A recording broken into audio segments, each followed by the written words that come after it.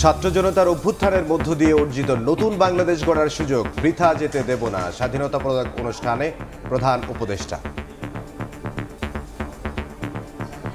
জুলাইয়ের গণ অভ্যুত্থানে শহীদ ও আহতদের আত্মত্যাগের কারণে আমরা একটা নতুন বাংলাদেশ গড়ার স্বপ্ন দেখার সুযোগ পেয়েছি।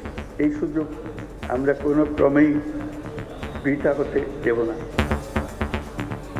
৭১-এ হত্যাযজ্ঞের সহযোগীরা এখন গলা ফুলিয়ে কথা বলে, ইতিহাসকেও বদলাতে পারবে না, মন্তব্য মির্জা ফখরুলের। হত্যাযজ্ঞে সহযোগিতা করেছে তারা এখন গলা ফুলিয়ে কথা বলে।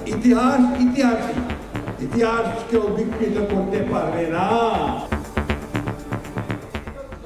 দেখছিলেন প্রধান শিরোনাম। দুপুরের সময় সঙ্গে আছি আমি ইমদাদুল হক এবং আমি ফারজানা লিনা।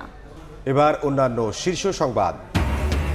জুলাই আন্দোলনের দ্বিতীয় শহীদ ওয়াসিম হত্যায় ১৫ জনের বিরুদ্ধে গ্রেপ্তারি পরোয়ানা ট্রাইব্যুনালের। তালিকায় সাবেক মন্ত্রী নওফেল ও ২ মেয়র নাসিম রেজাউল।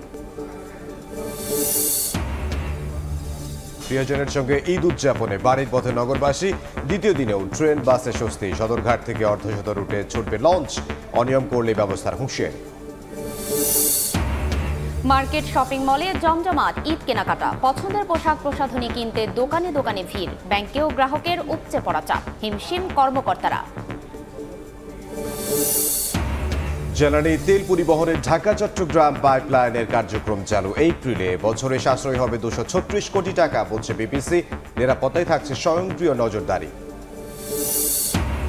এবং এশিয়ান কাপ বাছাইয়ে সন্ধ্যায় বাংলাদেশ ভারত মহারণ। হামজা সহ দল নিয়ে সমর্থকদের ঈদ উপহার দিতে চান জামাল ভুঁইয়া।